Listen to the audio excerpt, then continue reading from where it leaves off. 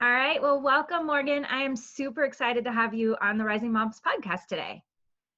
Well, thank you for having me. It's my pleasure. Yeah. So, for those that may not know you already, why don't you just go ahead and kind of introduce yourself and share a little bit about your journey, your story, what has got you to this place where you're at right now today? Okay. So I'm Morgan and I live in Northern Colorado with my husband. We've been married for almost 24 years and we have 3 teenagers now. And one is even in college. So we are entering that new phase of life. And some fun facts, we've moved around a fair amount. We even lived overseas. Some of that has I've always wanted to be an entrepreneur. So I'm currently running my own business. I'm a professional organizer. And then I've also acquired a new hat of being an author. So I have a book out from last year and another book coming out. And I also teach fitness. I've done that since college. So I sort of have these different hats that I wear. All my jobs are flexible, which is great. Yes. Yeah. And so I just have a passion for encouraging women and equipping them with tools and techniques and tips because I feel like we balance a lot of things as moms and as women. So For sure, yeah. for sure. And I know that with that, a lot of what you have talked about, like your first book, is all regarding around time and kind of managing time, which I think is something that so many moms struggle with. That's one of the common things I hear from people is that they just don't have enough time. There's not enough time. So, what do you find is the biggest issue for moms in particular when it comes to time and just balancing time and organizing time and all of that kind of stuff? hmm So I think there's a couple factors. I think the first thing I would encourage women to do is to really embrace their season because I feel like, and that's one thing I really addressed in my book, is that we go through different seasons. And so having gone through really some significant seasons as I look back, I realize different seasons have allowed me to do different things. And so I'm not saying women can't have it all or do it all, but I do think we want to be careful about how much we take on. So Hmm. embracing your season. And then I would say to avoid comparing because I feel like, accepting how you're hardwired, what your natural giftings are, what you're feeling called to do is the best starting place. Because if we start in that comparison game, then we're going to feel like we're trying to keep up. And the last thing is to really watch your commitments. I think that, we have a lot of power over how we schedule our time or how we commit. And I'm not saying that's an easy thing to do, but Hmm. if you're really discerning about your priorities, that is going to give you more time and more Yeah. energy.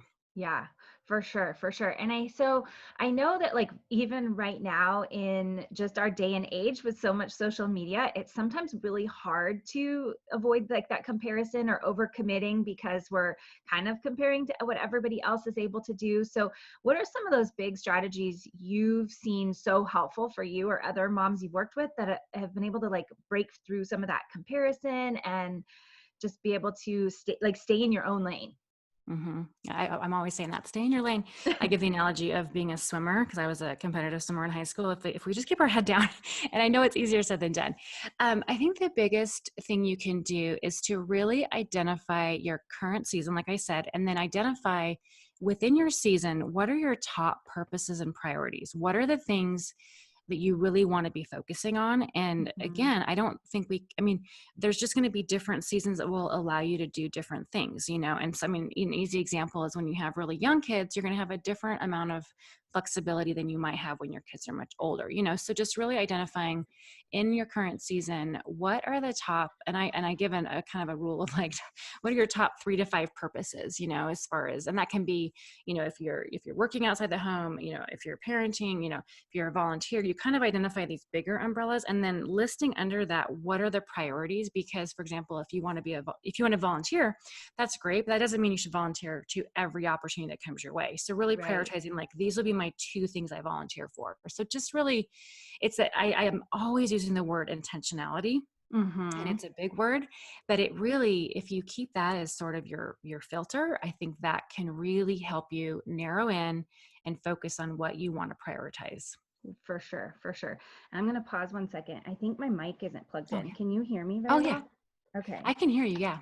Let me Yeah. see. It doesn't look like it's recording. My husband had Oh. to reset everything up. Oh no. Yeah, I saw you were fidgeting. I was like, oh, I hope she's got. Yeah.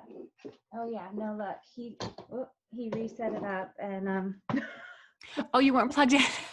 Because you sounded fine, but yeah, you Okay, want that. it's recording off of my camera. Oh, got And it. I was like, wait a second, what is going on right here? Sorry. Yeah, yeah. Technical Yeah, difficulties. yes. I'm glad I Yeah, yeah, that's good you caught Guest it now. editor would have been like, what the heck? Let's Oh, see yeah, if it sounds a little crisper now. sound better. Yeah, I mean, it wasn't bad, but I can tell a little difference. Yeah. Okay, let me see, make sure it's actually, oh yeah, it's good now. Okay. I'm glad I checked that. I know. It's like, oh, what's she doing there? I know, sorry. I was No, like no, that's trying, fine. yeah.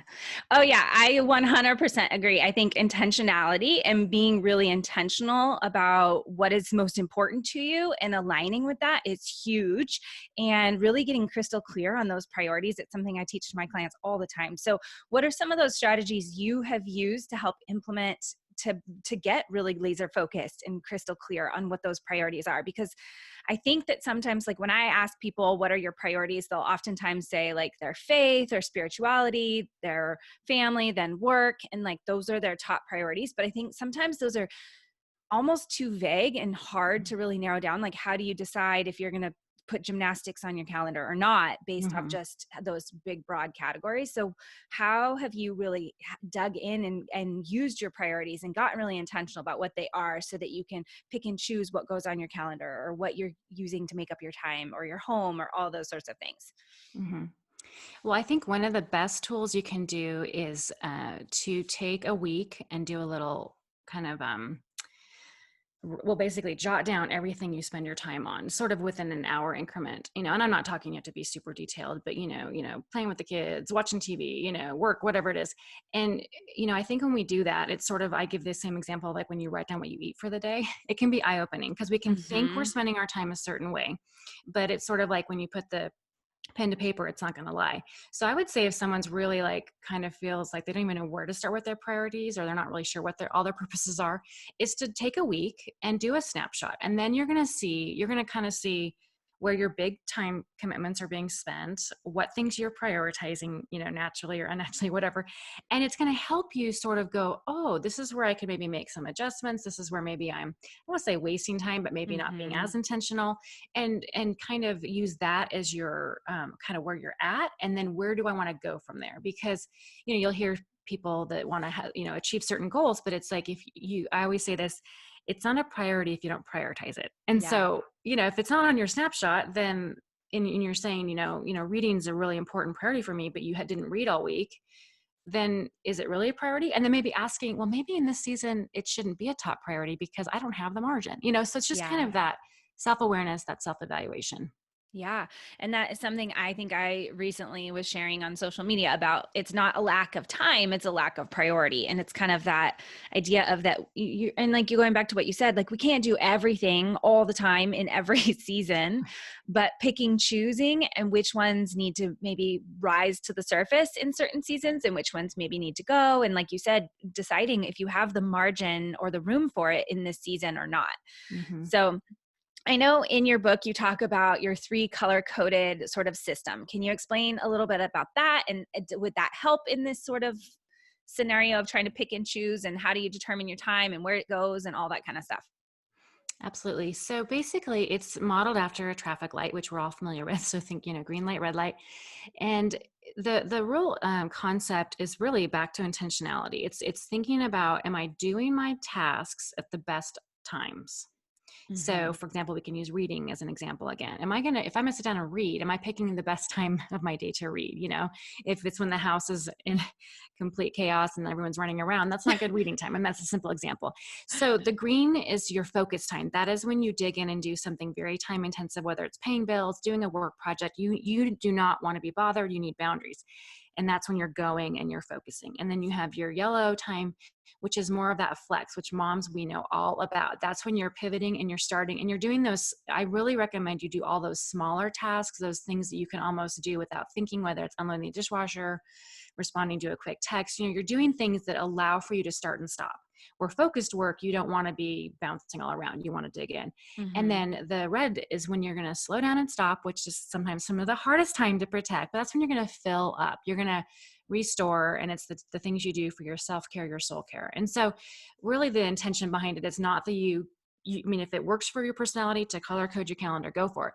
But it's more of a mindset and saying, if I'm going to sit down and respond to 10 emails right now, is this a good time to do this focus project? So being intentional about when you do what as much as possible.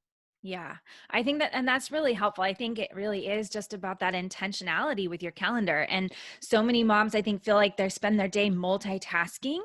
And this whole idea of context switching from one thing to the next is sometimes really hard to actually get any leverage and any motivation or any, it's like, productivity. We feel like we're doing laundry all day long but never actually get any loads done.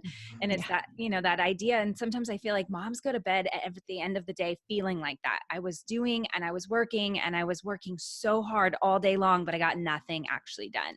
And I Mhm. think some of it's just mindset and celebrating what you actually did get done. Like you got Right. your kids out the door, they Yeah. were at school, they were dressed, like everybody had lunches made. And sometimes we forget to celebrate that. Hmm. But I do think it comes, like you and talked about, just being really intentional about what is making up each block of the day and like each moment. And is this something that I can actually sit down and give attention to, or am I going to be distracted and pulled in a million different directions Hmm. and all of that? So I think that's really powerful to be able to sit and think of it in just those like color blocked sort of ways.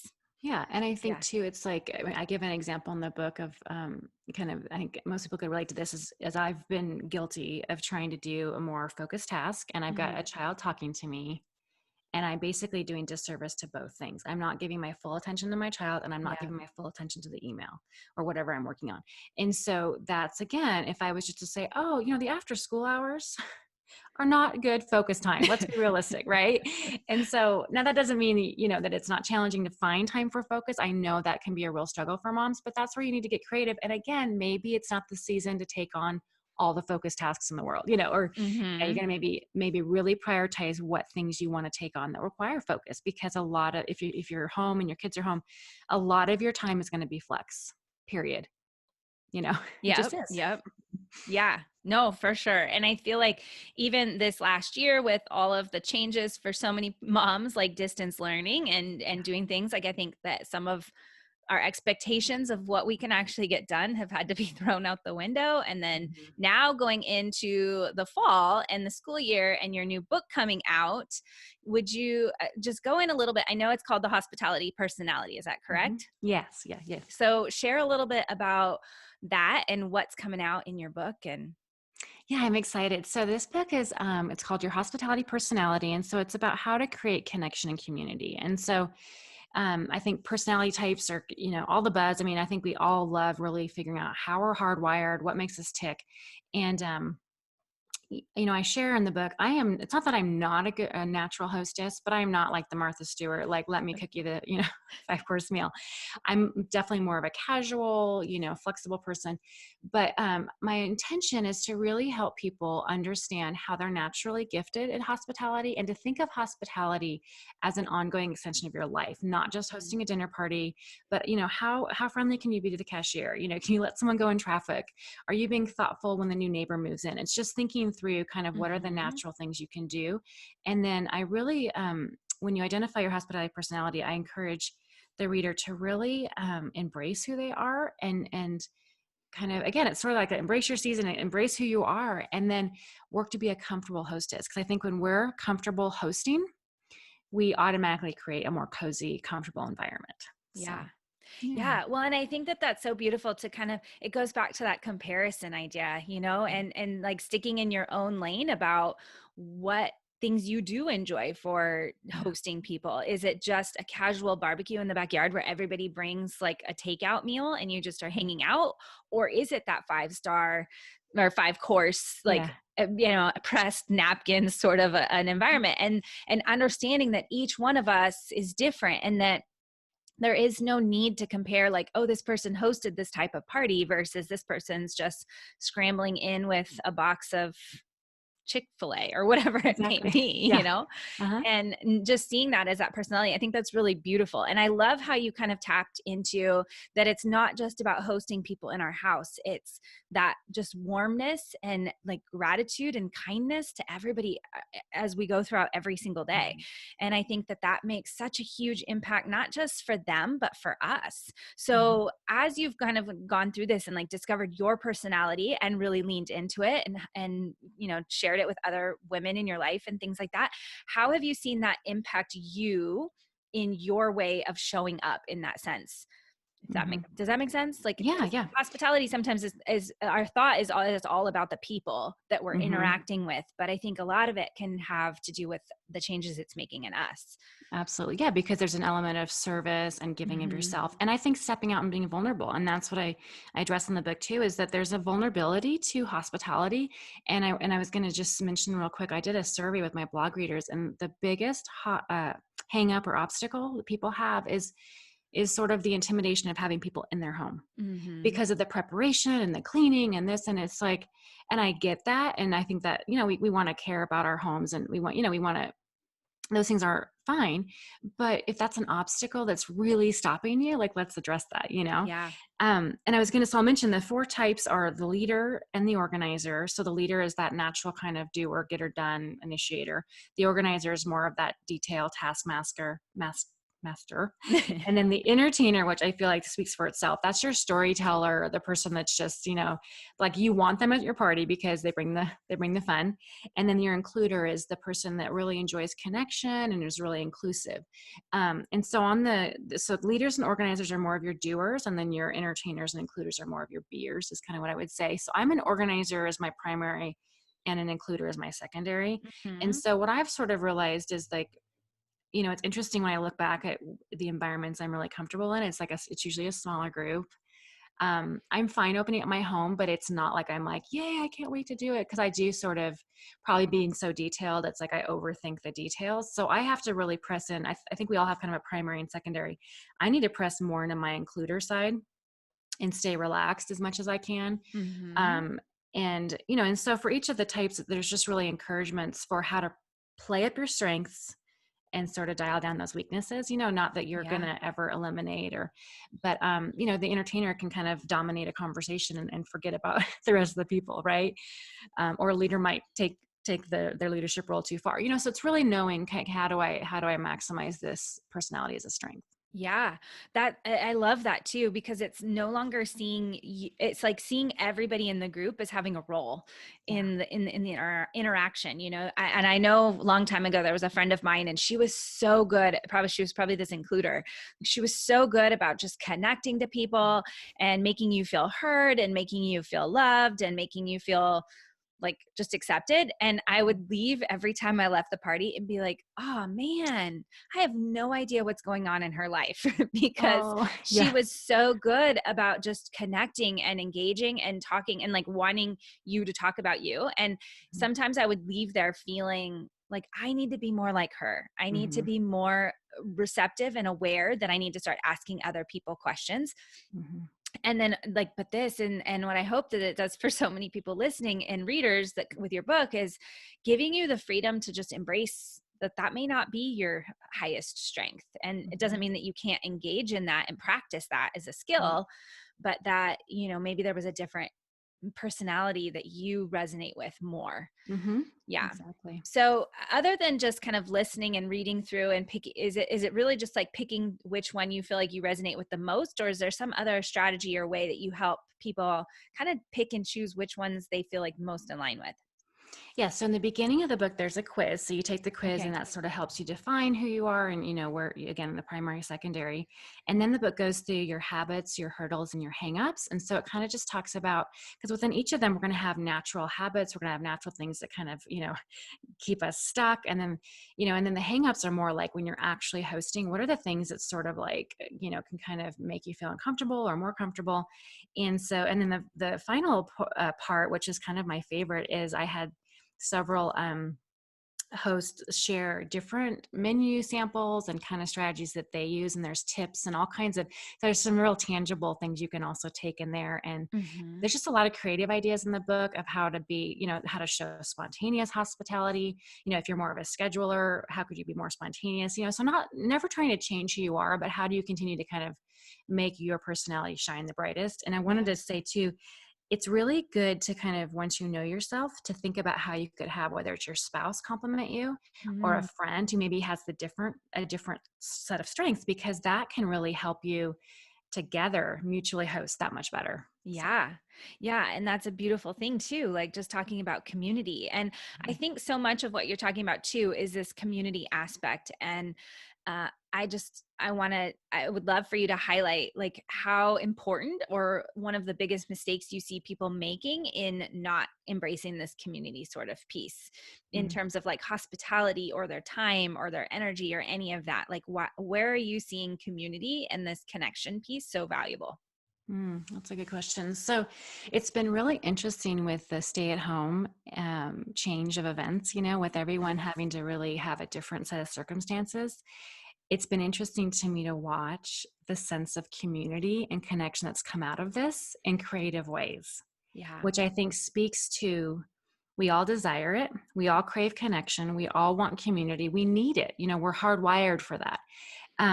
And what's beautiful about this is that in some ways, I know everyone's time looks different in this season, but in some ways we've had, when I say more time, that could be argued, but you're maybe more available as far as you're not going out and about all the time. And so it's been interesting to see, the increase in FaceTime and Zoom and all the different ways people are connecting. And so I think that, we can be lonely as a culture. And so I would just say that, it kind of goes back to my same word of intentionality. I would really encourage people to say, how can I be an initiator? Yeah. How can I step forward in this, and, make the most of your opportunities, but you're going to have to create margin for that. That again goes back to time. Mhm. I think we fill our lives up too much. Then all of a sudden, oh, we should have had the neighbors over 6 months ago or, whatever. And not that we want to be in the should haves, but, are we creating margin in our lives to connect with people? Are we making time for that? Yeah. And I think, like you said, it really does come back to this intention and just being aware and looking at your calendar. And I know for a while it was like I had to just schedule on the calendar, like, this is going to be family dinner night. And the intention with that was that we were going to invite somebody else over and have dinner with them, not just our Mhm. family. And it was on our calendar, like scheduled in. And, our date nights are scheduled in on our Yes. calendar, or the kids like special dates, like they're on the calendar. Because I think sometimes when we just hope that they're going to happen, or hope we're going to just have that, we're just going to hope that we have that margin, Mhm. it never really comes. But it really does come from like actually putting it on the calendar. Mm-hmm. Well, Yeah. yeah, that's the perfect example of prioritizing your priorities, because we Yeah. can say, oh, yeah, we really want to have people over, or oh, we really want to have date nights, or oh, we want to really have special time with our kids. But if you don't prioritize it, what happens is it usually sort of gets, forgotten about, or Yeah. life marches on. Mm-hmm. Yeah, for sure. Okay, as we get close to the end here, is there any last thing that you feel like you just want to make sure that everybody knows or hears? Yeah. What I would say is that, since we've talked about time and intentionality and loving people and choosing well and all these things, is I'm a big advocate of giving ourselves grace, in the sense that, I think we can have a really great day and things click along, and then the next day feels like it goes sideways. And so I just encourage people to give themselves grace, and really a 24-hour mindset, I think, feels doable, or Yeah. more doable than 6 months or whatever other time frame. And I heard in a parenting class when we had our first baby, the teacher said, remember, tomorrow you always get a fresh start. And I Mhm. remember as a new mom, that just like, oh, because there's days where you just, it's just hard days. There's just some days where you can plan. And I say this too in my book, Take Back Your Time. Like, we can plan. And then, oh, life happens. And Yep. so being able to roll through things is important. And maybe my last tip that I'll say is, the more margin you give, and the more, I would say, overestimate how long things take, because Mhm. we tend to do the opposite. And then we kind of are like, why am I not getting it done? Or why am I stressed out? So margin is a beautiful gift you can give yourself. Yeah, I love it. I love it. I think 100%. Yay. Grace. And I mean, that was initially when I started this podcast, it used to be called the Charis Project, and Mm. the Greek word for grace is charis. And that's why I Oh, picked that. So I 100% that's believe, cool. but yeah. Yeah. Yeah. So, well, thank you so much, Morgan, for jumping on. This was awesome. I have loved having you on. I hope so many other moms are walking away with just a few little extra tools they can put in their tool belt in regards to time and hosting and just connection. Mm-hmm. And so I really appreciate you coming on. Oh, great. Thank you for having me. It was my pleasure. Yeah. Thanks. Okay, so before I unrecord it, Mhm. I forgot at the beginning. So I'm trying to do a snapshot capture Okay. for social media use, like with it. So we'll just like take like 2 seconds and both smile at the same time so that we can Oh, like okay. snapshot it. So it's on a set. Yeah, I think I'm and being too much sun. otherwise I'm like going through the thing trying to find a really good spot in the midst of Yeah, yeah. talking, and that never works. And then the last thing is I'm thinking about trying to put together a mashup episode where I ask everybody the same question and then I'll merge them all together into one episode. Oh, So cool. if you're interested, we can do that. And so what you'll do is just like say like, hey, I'm Morgan from, and you can describe like whatever you want to say in terms of your blog or your book or whatever. And then the question would be like, what's one thing you've learned during this shelter in place that you feel like other moms may need to know? And so I'm going to kind of like put it together into a episode for people. I don't know, is Colorado coming out of shelter in place, or are you guys still sheltering? Well, they're calling it like safer in place. And it's like, what does that mean? I don't know. I mean, like sort of, but not, I don't know. It's confusing, Okay. like sort of, but not really. I think you guys are pretty much probably a blue state like ours. And I've heard Yeah. most of the blue states are still pretty tight. Yeah. So, but as people are coming out, like some less than more than others, but like as we transition back into life, like what's one thing that we learned through this season that we want to make sure we carry forward? Okay. Sound good? Yeah. Yeah. I'm trying to go Okay, on that. so first we'll take a quick snapshot, so you can just smile, Oh, and okay. that's Just it. smile. Yeah, cool. And then she should be able to snap that. And then yeah, if you want to just kind of share your name, what if you want to talk about, or like say like I'm the author of, or if you want to write about your blog or say about your blog, Okay. or whatever you feel like most people would connect with you most. And then yeah, whatever. Okay. And I'll give you a I was going second. to say, I think I'm going to answer like I've learned kind of, I don't know if this would answer it well, but like I feel like I'm almost reprioritizing some things by having this slower season, or just like kind of thinking about the things I'm going to take off my list moving forward. Is that fair? Okay. Yeah. Okay. All right. So start. Yeah. Okay. So my name's Morgan Tyree. I am a blogger, a professional organizer, author, and fitness instructor. You can find me at Morganize with Me. And this season of living in quarantine has taught me to slow down, and it has also taught me to really re-identify what I want to prioritize moving forward. I've noticed there's some things that I want to prune from my schedule, which is sort of a freeing feeling. Yeah. Cool. Thank you. Mm-hmm. Cool. Cool. Yeah, I was like, I just want to be like little quick snapshot things Yeah. that I'll put together into like one episode. So Yeah, that'll be neat. yeah. All right. Cool. Well, thank you. I will, what date for sure is your episode or your book coming out? August what? It comes out August. Let me just double check my calendar. I think it's August 18th. I should have that memorized, but I feel like I'm like I don't look at my calendar anymore, it's less, I should say less because of.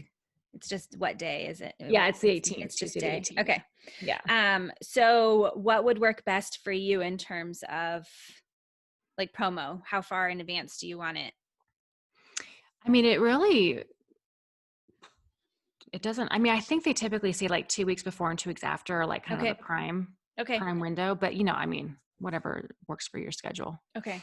So I'll look at the calendar and kind of figure out, and then as it gets closer, I'll send you a link with all of the, details of the social media content that we'll make up for you and different things like that. So yay. Sound Awesome. good? Well, thank you. Yeah. And if you want to do book giveaways, let me know if that is a help. I don't want to add more to you, but I could do both books or whatever. Sounds good. Yeah, we can do that for sure. Okay. Well, thank you so much. It's nice to meet you. Enjoy your day. Have fun. Thanks. Bye-bye.